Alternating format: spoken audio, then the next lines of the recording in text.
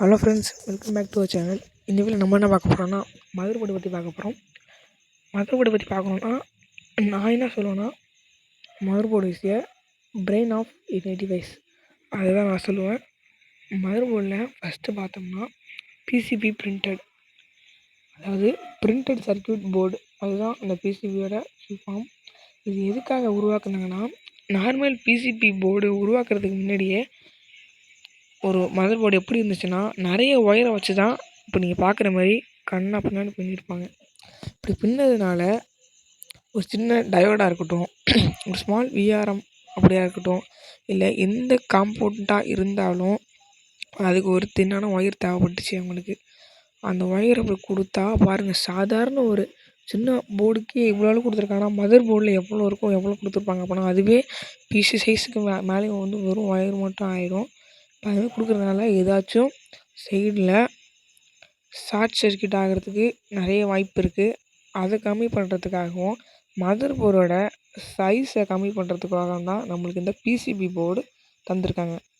இப்போ நம்ம மதர் போர்டில் இந்த பிசிபி போர்டு வந்ததுக்கே இதுதான் முக்கியமான காரணம். இப்போ இந்த பிசிபி போர்டை பற்றி பார்க்கலாம். பிசிபி போர்டு வந்து ஒரு ஃபஸ்ட்டு லேயர் காப்பர் லேயராக இருக்கும். அடுத்து சென்டரில் ஃபைபர் லேயராக இருக்கும். அடுத்து லாஸ்ட்டில் திருப்பி இன்னொரு காப்பர் லேயர். ஏன் இந்த காம்பினேஷன்னு நீங்கள் கேட்டால், அதாவது நம்ம ஒரு சைடில் மட்டும் நம்ம சர்க்யூட் பிரிண்ட் ஆகிருந்துச்சுன்னா நம்மளுக்கு ஒரு சைடு மட்டும் தான் யூஸ் பண்ண முடியும். அனதர் சைடு இன்னும் வேஸ்ட்டாக இருக்கும். இப்போ 2 சைடு யூஸ் பண்ணியிருக்கிறதுனால ஷார்ட் சர்க்யூட் ஆகாதா அப்படின்னு கேட்டால், சென்டரில் வந்து நம்மளுக்கு ஃபைபர் ஒயர் வந்துடும். இது வந்து மதர் போர்டை ஷார்ட் சர்க்யூட்லேருந்து காப்பாற்றும். அதுக்கு நடுவில் எந்த ஷார்ட்டும் நடக்காது. அதுக்காக தான் அந்த ஃபைபரிக் கோட்டு கொடுத்துருக்காங்க. இப்போ பிசிபி போர்டை எல்லாம் ஓகே. ஆனால் நம்ம சாதாரணமாக ஒரு ஒயரை 2 ஒயரையும் கனெக்ட் பண்ணணும்னா என்ன பண்ணுவோம், 2 ஒயரையும் ஜாயின் பண்ணி டேப் யூஸ் பண்ணி கவர் பண்ணிடுவோம். ஆனால் இந்த போர்டில் அதுமாதிரி பண்ண முடியாது. ஷார்ட் சர்க்யூட் ஆகிடும். ஷார்ட் சர்க்யூட் ஆகிடும். நம்ம சால்டரிங் வச்சு தான் யூஸ் பண்ணால் இன்னும் கொஞ்சம் சேஃப்டியாக இருக்கும். அப்புறம் இந்த பிசிபி போர்டில் அது மட்டும் இல்லை, பிசிபி சைஸை கம்மி பண்ணுறதுக்காகவும் ஒரு பர்ஃபார்மன்ஸ் குறையக்கூடாது, நமக்கு பர்ஃபார்மன்ஸ் அதேமாதிரி வேணுன்றதுக்காக தான் டபுள் சைடு யூஸ் பண்ணி நம்மளுக்கு ஒரு தராங்க. இப்போ அடுத்து சிப்செட்டுக்கு வந்துட்டோம். இப்போ சிப்செட்னால் மதர் போர்டில் ரொம்ப ரொம்ப பேசிக்கானது இந்த சிப்செட் தான். இந்த சிப்செட் இல்லாமல் மதர் போர்டே இல்லை அப்படின்னு சொல்லணும். எல்லா சிப்செட்டும் எல்லா மதர் போர்ட்லேயும் இந்த சிப்செட் இருக்கும். இப்போ ஒரு மதர் போர்டு வாங்க போகிறீங்கன்னா உங்களோட சிப்செட் எவ்வளோ வேல்யூ இருக்குதுன்னு அதை பார்த்து தான் உங்களோட மதர் போர்டையே முடிவு பண்ணி வாங்க முடியும். அதாவது நீங்கள் எவ்வளோ சிப்செட்டுக்கு நீங்கள் எடுக்க போகிறீங்க அப்படின்னு பார்த்து தான். இப்போ இந்த சிப்செட்டை நார்மலாக 2 விஷயமாக எடுத்துக்கலாம். ஒன்று நார்த் பிரிட்ஜ், ஒன்று சவுத் பிரிட்ஜ். இப்போ நீங்கள் பார்ப்பீங்க.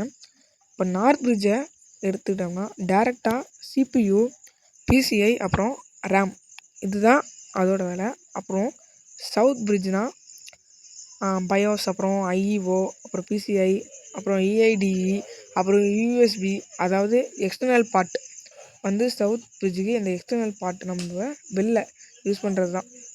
அப்புறம் நார்த் பிரிட்ஜ்னால் நம்ம இன்டர்னலாக உள்ளே யூஸ் பண்ணுறது, உள்ளே ப்ராசஸருக்கு, அப்புறம் உள்ள காம்பவுண்டுக்கெலாம் அந்த நார்த் பிரிட்ஜ் வந்து அதோட வேலையை உள்ளே உள்ளது தான் பார்க்கும்.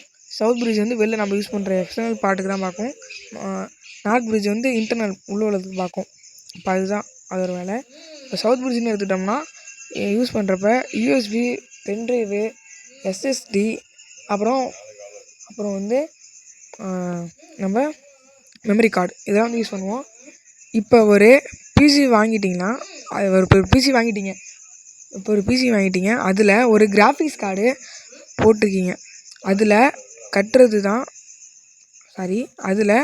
காட்டுறதுக்கு காரணமே, அந்த கிராஃபிக்ஸ் கார்டு போட்டிங்கன்னு காட்டுறதுக்கே காரணமே இந்த சிப்செட்டு தான். அந்த சிப்செட்டு தான் நீங்கள் தனித்தனியாக வாங்கி போடுற பாட்டெல்லாம் லிங்க் பண்ணி காட்டுது. இதுதான் அந்த சிப்செட்டோட வேலைன்னு சொல்லலாம். இன்னும் அந்த சிப்செட்டை பற்றி பார்க்கலாம். இப்போ நீங்கள் தனித்தனியாக வாங்கி போடுற பார்ட்ஸ் எல்லாம் இதுதான் வந்து ஒன்று சேர்த்து காட்டுதுன்னு சொல்லலாம். அதேமாரி தான் நீங்கள் வாங்கி போடுற கிராஃபிக்ஸ் கார்டையும் இது தான் காட்டுது.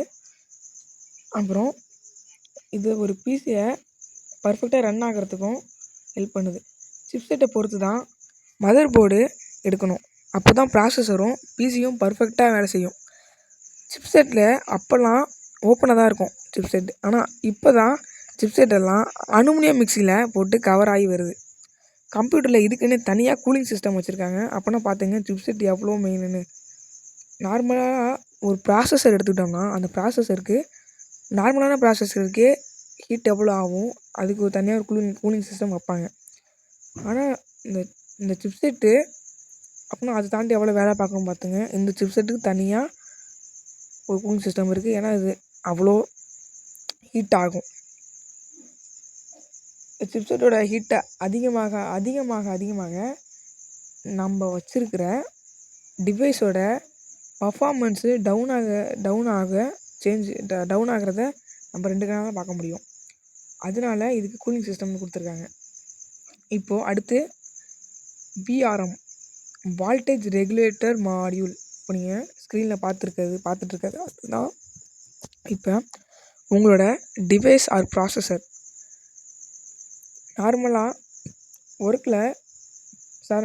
நார்மலாக ஒர்க் பண்ணுறப்ப ரன் ஆகுதுன்னா ஒரு 12 வால்ட் கரண்ட் அதுக்கு தேவைப்படுன்னு வச்சுங்களேன். சாதாரணமாக நீங்கள் ஒரு வேலையோ இல்லை ஒரு வீடியோ பார்த்துட்டிங்கன்னா ஒரு 6 வால்ட்டு 12 வால்ட்டு தேவைப்படுதுன்னா அது வந்து அவ்வளோதான்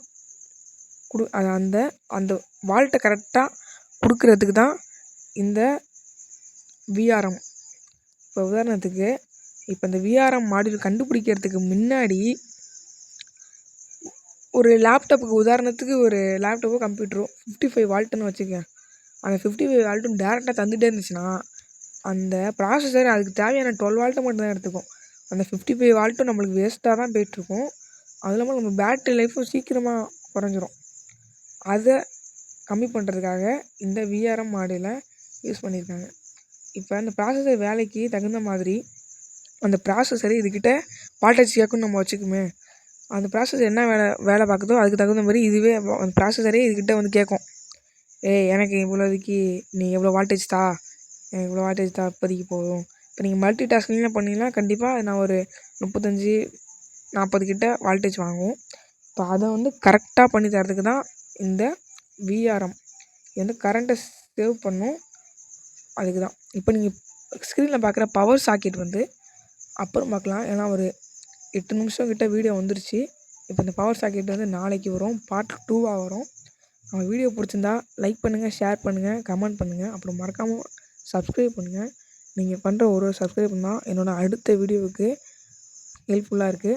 இப்போ நீங்கள் பார்க்குறது தான் பவர் சாக்கெட். நான் அதை வந்து இப்போ எக்ஸ்பிளைன் பண்ண போகிறதில்ல இந்த வீடியோவில். நான் வந்து அடுத்த வீடியோவில் நாளைக்கு வரும். ஆக்சுவலி இதுவே நாளைக்கு காலைல தான் போஸ்ட் ஆகும். நான் நைட்டு எடுத்துகிட்ருக்கேன் வீடியோ. ஓகே, நான் இதுக்கு முன்னாடி நிறைய வீடியோ போட்டிருக்கேன். அதெல்லாம் போய் பாருங்கள். பார்க்காதவங்க பார்த்து தெரிஞ்சுக்கங்க. அப்புறம் எல்லாத்துலேயும் லைக் பண்ணுங்கள், சப்ஸ்கிரைப் பண்ணுங்கள், கமெண்ட் பண்ணி உங்கள் ஃப்ரெண்ட்ஸ்லாம் ஷேர் பண்ணுங்கள். பாய்.